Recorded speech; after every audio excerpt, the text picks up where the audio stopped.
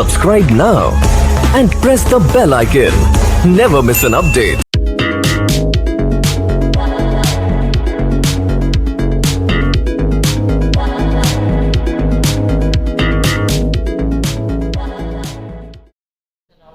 Hallelujah.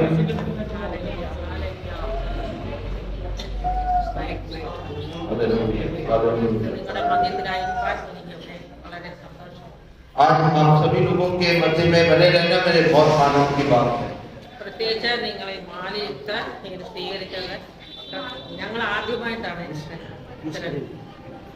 विशेष रूप से आपने जो स्वागत किया, माला पहनाया, मेरे लिए ये बहुत आनंद की बात है। पहली बार है कि उत्तर भारत में ऐसा स्वागत हुआ है।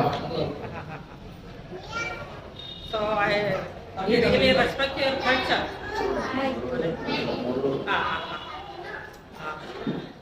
ഞാൻ കേരളത്തിൽ നിന്നുള്ളതാണ്. हम आपकी संस्कृति का आदर करते हैं। मैं केरल से आई हूँ। ഞാൻ ഒരു ട്രഡീഷണൽ ക്രിസ്ത്യൻ ഫാമിലിയിൽ ജനിച്ചതാണ്. मेरा जन्म एक नामधारी मसीह परिवार में हुआ था। ഞാൻ രക്ഷിക്കപ്പെട്ടത് ഞങ്ങളുടെ ഗ്രാമത്തിൽ ഇങ്ങനെ ട്രാക്റ്റുമായിട്ട് ചില ദേവദാസന്മാർ വന്നു. मैंने प्रभु ईश्वर यीशु को कैसे ग्रहण किया, मेरे गांव में कुछ परमेश्वर के दास लोग ट्रैक्ट्स को या छोटे छोटे समाचार के चिट्ठियों को लेकर आए थे। वो पढ़कर मैंने प्रभु को जाना। അതിനകത്ത് നിത്യജീവനും യേശു ക്രിസ്തുവിൽ കൂടെയുള്ള രക്ഷയും പിന്നെ അതുപോലെ നിത്യ നരകവും എഴുതിയിരുന്നു. उसके अंदर अनंत जीवन, यीशु कैसे हमें छुड़ाता है, अनंत नरक क्या है, ये सारी बातें उसमें लिखा था। അങ്ങനെ ഞാനത് വായിച്ച് ഞാൻ സ്തംഭിച്ചു പോയി. അങ്ങനെ കർത്താവിനോടുള്ള സ്നേഹം മൂലം ഞാൻ കർത്താവിനെ സ്വീകരിച്ചു. मैंने जब पहली बार उसको पढ़ा, मैं बिल्कुल अचंभित हो गई और फिर परमेश्वर के प्रेम को जब मैंने जाना, मैंने यीशु मसीह को ग्रहण किया। അതിനുശേഷം ഞാൻ പഠനത്തിന് വേണ്ടി നോർത്ത് ഇന്ത്യയിലെ രാജസ്ഥാൻ ഉദയപൂർ പോയി. उसके बाद मैं उत्तर भारत के राजस्थान के उदयपुर नामक जगह पर अपनी उच्च पढ़ाई के लिए मैं गई। 40 साल पहले मैं वहां गई थी। അപ്പോൾ ഞാൻ പോകുമ്പോൾ വചനമൊന്നും കൊണ്ടുപോയില്ല. उस समय जब मैं वहां गई थी पढ़ाई के लिए, मैं बाइबल या वचन लेकर नहीं गई थी, അങ്ങനെ കൊണ്ടുപോകണമെന്നോ വായിക്കണമെന്നോ ഉള്ള അറിവോ ബുദ്ധിയോ ഇല്ല. क्योंकि उस समय ये ज्ञान नहीं था, ये समझ नहीं थी कि हमें रोज बाइबल पढ़ना चाहिए। बाइबल से हम न परमेश्वर के और करीब जाते हैं। അവിടെ ചെന്ന് ഹോസ്റ്റലിൽ താമസിക്കുമ്പോൾ ഒരു 3 മാസം കഴിഞ്ഞ് वहां पर मैं हॉस्टल में रहने लगी और 3 महीने के बाद ദൈവം എനിക്ക് ഒരു ദർശനം തന്നു. परमेश्वर ने मुझे एक दर्शन दिया അവിടെ നിന്ന് അത് കോപിച്ചാണ് എന്നോട് സംസാരിച്ചത്. और परमेश्वर बड़े क्रोध में मुझसे बात करने लगे। എന്റെ വചനം എവിടെ? उनसे परमेश्वर ने पूछा, मेरा वचन कहाँ है? എന്റെ വചനപ്രകാരം മുന്നോട്ട് പോവുക. और मेरे वचन के अनुसार अपने जीवन में आगे बढ़। അപ്പോൾ ഞാൻ അതിനുശേഷം ഞാൻ അന്വേഷിച്ച് കണ്ടുപിടിച്ചു ഒരു നല്ല സഭയിൽ ഉദയപൂർ. और फिर मैंने खोजा पास में कि कहाँ एक अच्छी संगति है, और एक संगति मुझे उदयपुर में मिली। ഉദയപൂർ ഡോക്ടർ തോമസ് മാത്യൂസിന്റെ സഭയിൽ അങ്ങനെ ഞാൻ ചേർന്നു. उदयपुर में डॉक्टर थॉमस मैथ्यूस नामक एक प्रभु के दास के कलीसिया में मैं पहुंची। അവിടെ ശേഷം വചനം കേട്ട ശേഷം നാട്ടിൽ വന്ന് സ്നാനം ചെയ്തു. और वहां से मैं परमेश्वर का वचन सुना। उसके पश्चात केरल में वापस पहुंचकर मैंने बपतिस्मा ले लिया।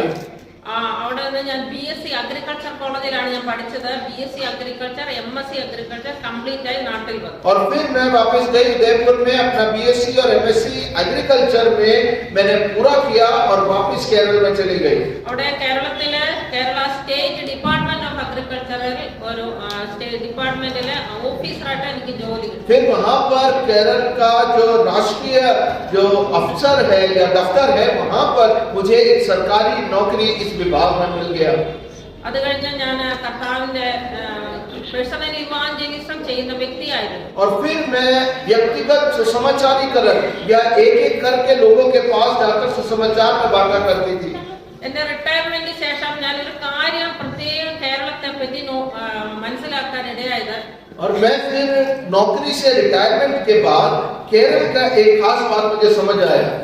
കേരളത്തിൽ സ്വാതന്ത്ര്യമുണ്ട്. നോർത്ത് ഇന്ത്യ പോലെയല്ല, സുവിശേഷം അറിയിക്കാൻ എല്ലാ സ്വാതന്ത്ര്യമുണ്ട്. केरल में उत्तर भारत के जैसा नहीं है, हर जगह जाकर सुसमाचार बांटने की आजादी हमारे पास है. കേരളത്തിലെ ഈ ഖേത്തി വർക്കിന് മറ്റ് മീനിയൽ ജോബിന് ആളില്ല.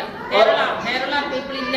और केरल में क्या है, खेती बाड़ी करने के लिए और ऐसे छोटे मोटे काम करने के लिए लोग अभी नहीं है. അപ്പോൾ നോർത്ത് ഇന്ത്യയിൽ നിന്നാണ് ജനം വരുന്നത്. और वो काम करने के लिए आज के समय में कौन आता है? उत्तर भारत से या पूर्वी भारत से लोग दिहाड़ी का काम करने केरल में आते हैं. അപ്പൊ എനിക്ക് മനസ്സിലായി, ദൈവം എനിക്ക് ഇവരെ പറ്റി ഒരു കാര്യം തന്നു. तब परमेश्वर ने ऐसे मजदूरी करने के लिए जो लोग आते हैं उनके प्रति एक बोझ मेरे हृदय में दिया.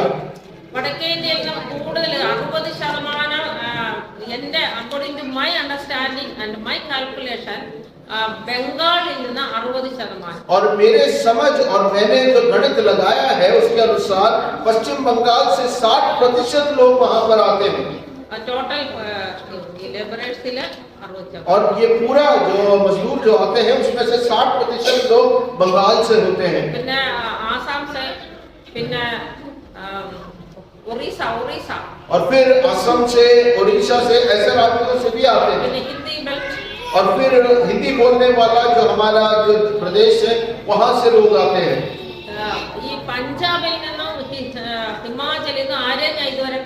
अभी तक मैंने पंजाब या हिमाचल ऐसे राज्यों से किसी को भी मजदूरी के लिए वहां पर आते हुए नहीं देखा। Hallelujah hallelujah. അപ്പോൾ ഞാൻ ദൈവം എനിക്ക് തന്ന ദർശനപ്രകാരം ഞാൻ താമസിക്കുന്നത് ഇടുക്കി ജില്ല എന്ന് പറഞ്ഞ ഒരു പഹാടി ഏരിയയാണ്. और तब परमेश्वर ने जो दर्शन मुझे दिया उसके अनुसार जहां पे मेरा घर है इडुक्की जिला बोलते हैं जो पूरा पहाड़ी क्षेत्र है। അവിടെ ഞാൻ ഈ ഭാഷയിലുള്ള 5 ഭാഷയിലുള്ള ബൈബിളുമായിട്ടാണ് പോകുന്നത്. और वहां पर जब मैं सुसमाचार बांटने जाती हूँ 5 भाषाओं में बाइबल को लेकर मैं लोगों के पास जाती हूँ। न्यू टेस्टामेंट नए नियम को लेकर बंगाली, आसामीज, उड़िया, हिंदी और संताली। और इन बताए गए भाषाओं में हिंदी में, असमी में, बंगाली में, उड़िया में और संताली भाषाओं के नए नियम को लेकर मैं वहां पर समाचार बांटने जाती हूँ। അപ്പോൾ ഇങ്ങനെ മലകളെല്ലാം കയറി ആണ് ഞാൻ ആദ്യകാലത്ത് बाकी 8 वर्षമാകും। शुरुआत के दिनों में अभी 8 साल हो गया मुझे इस समाचार का काम करते हुए। शुरुआत के दिनों में एक पहाड़ से दूसरे पहाड़ से ऐसे पहाड़ी क्षेत्र को पूरा करते करते मैं इस समाचार का काम करती थी। അങ്ങനെ ഇരിക്കുമ്പോൾ ഒരു പ്രായമുള്ള ദൈവദാസൻ ഭവിഷ്യവാണി പറഞ്ഞത്, और उस समय एक बुजुर्ग प्रभु के दास ने इस प्रकार से भविष्यवाणी करी, ഇനി ഇങ്ങനെയുള്ള വർക്ക് ചെയ്യണ്ട, पोस्टमार्टम പോലെ പൊക്കോളുക। अब इस प्रकार से पहाड़ों के ऊपर जाने की जरूरत नहीं है, परंतु एक पोस्टमैन के समान या जो चिट्ठी देता है उसके समान मुझे अब काम करना है। പിന്നെ കൊടുത്തു പോവുക, सिर्फ देते देते और चलते जाओ। അപ്പോൾ ഞാൻ അദ്ദേഹത്തോട് ചോദിച്ചു ഇത് എങ്ങനെയാണ്? फिर मैंने उस पासवान से पूछा ये कैसे होगा? അപ്പോൾ അദ്ദേഹം എനിക്കറിയില്ല। उन्होंने कहा कि मुझे नहीं पता। ഒരാഴ്ച ഞാൻ ഇങ്ങനെ ചിന്തിച്ച് പ്രാർത്ഥിച്ചു। एक हफ्ता मैंने उसके ऊपर चिंता करा और मैंने प्रार्थना किया।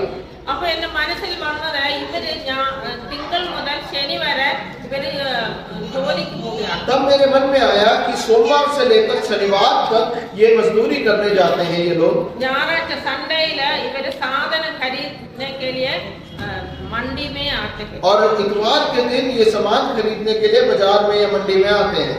അപ്പോൾ ഞാൻ ഈ ബൈബിളുകൾ ബാസ്ക്കറ്റിൽ എടുത്തുകൊണ്ട് ചന്തയിൽ, മണ്ടിയിലെ, ബസ് സ്റ്റാൻഡ്, फुटपाथ, तब मैं क्या करती हूँ इन बाइबलों को 5 भाषाओं के अपने टोकरी में लेकर या किसी थैले में लेकर मंडियों में, बाजारों में, बस स्टैंड में, फुटपाथ में इस प्रकार से जगहों पे जाने लगी। അപ്പോൾ ഞാൻ അങ്ങനെ വർക്ക് ചെയ്തുകൊണ്ടിരിക്കുമ്പോൾ ഒരു ടൗണില് 30 പേരെ കിട്ടി। इस प्रकार से जब मैं काम कर रही थी एक शहर में 30 लोग मुझे मिले। അവിടെ അങ്ങനെ ഒരു ചെറിയ ചർച്ച ഉണ്ടായി। वहां पर एक छोटी सी संगति होती थी। അപ്പോൾ അവിടെ ഒരു ഹിന്ദി സംസാരിക്കുന്ന ബ്രദറിനെ കിട്ടി, അവരത് കൈകാര്യം ചെയ്തു। और वहां पर हिंदी बोलने वाले एक भाई से मैं मिली और वो वहां की देखरेख करने लगे। ഈ ടൗണുകളിൽ പോകുമ്പോൾ ചിലപ്പോൾ ചിലവര് 10 രൂപയൊക്കെ തരും। और जब ये शहरों में इन कस्बों में मैं जाती थी, कुछ लोग 10 रुपए कर देने लगे ഞാനത് വാങ്ങിക്കും. और मैं उनसे वो ले लेती थी. എന്തുകൊണ്ടാണെന്ന് പറഞ്ഞാൽ अगर आप पूछोगे क्यों मैं उनसे पैसे लेती थी, ദൈവ യേശു കർത്താവ് പറഞ്ഞത് എന്റെ നാമത്തിൽ ഒരു ഗ്ലാസ് വെള്ളമെങ്കിലും കൊടുത്താൽ यीशु मसीह ने अपने चेलों से कहा कि कोई तुम्हें मेरे नाम से एक गिलास पानी भी देता है നിത്യതയിലും ഈ ഭൂമിയിലും ഫലം കൊടുക്കും. और उसका लेखा अनंतता में और इस पृथ्वी पर भी दिया जाएगा. അപ്പൊ ദൈവം ഇവരെ സ്വർഗ്ഗത്തിൽ കൊണ്ടുപോകാൻ ബാധ്യസ്ഥനാണ്. इसीलिए परमेश्वर कर्जदार है कि इन लोगों को जो यहाँ पर हमारी मदद करते हैं उनको स्वर्ग में लेकर जाएं. അപ്പൊ ഇങ്ങനെ കിട്ടിയ പൈസ ഒരു 500 രൂപയൊക്കെ ആയപ്പോ ഞാൻ ദേവദാസ് ആരെങ്കിലും ദേവദാസന്മാർ കൊടുക്കും. फिर जब ये जो 10 रुपए ये लोग देते थे, मैं इकट्ठा करके 500,000 कर प्रभु के दासों को दे देती थी. അപ്പൊ അങ്ങനെ ഞാൻ ഒരു വർക്ക് ചെയ്തുകൊണ്ടിരിക്കുമ്പോൾ ദൈവാത്മാവ് വേറൊരിടത്തേക്ക് പോയിട്ടാവും. इस प्रकार से जब मैं सेवा कर रही थी, परमेश्वर की आत्मा ने मुझे एक दूसरे शहर में लेकर गए. അവിടെ ചെന്നപ്പോൾ ഞാൻ ആരെ ദൈവ മക്കളെ ആരും കണ്ടില്ല. वहां पर जब मैं गई, कोई मसीही लोग मुझे नहीं मिले. നെക്സ്റ്റ് വീക്കിൽ ഞാൻ കണ്ടു. अगले हफ्ते में कुछ लोगों से मिली. അവിടെ ആ ദേവദാസൻ പറയുകയാണ് ഞങ്ങൾ സഭയിൽ വരണം. वहां पे वो प्रभु के दास ने कहा कि मैम आप हमारी कलीसिया में आना.